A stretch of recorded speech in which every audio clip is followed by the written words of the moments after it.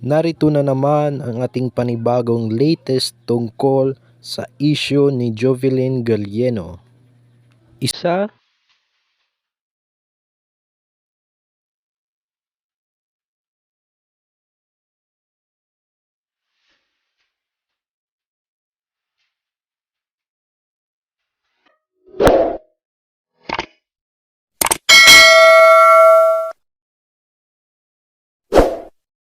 sa sinuspetsahan ngayon ang guro ni Jovelyn Galieno na isang pulis.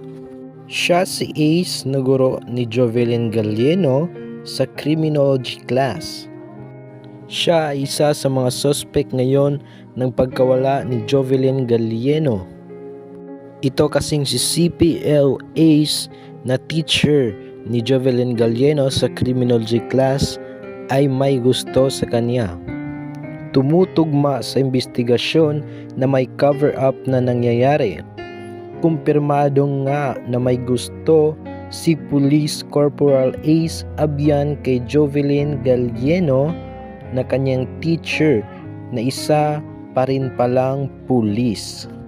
Nagkaroon sila ng firing seminar noong June 30, 2022 bilang criminology student itong si Jovelyn Galieno.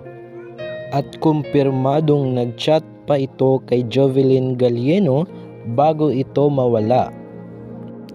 At mayroon pa itong video nung sila ay nagkaroon ng firing seminar at pinapatanggal pa umano ni Ace ang kanyang mask para masilayan ang ganda ni Jovelyn Galieno ayon sa isang criminology student na classmate ni Jovelyn Galieno.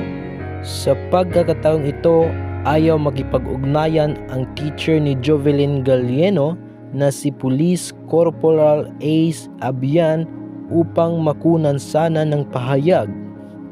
At ang kadahilanan ni Police Corporal Ace Abian na hindi makapag-ugnayan ay meron daw siyang target shooting seminar.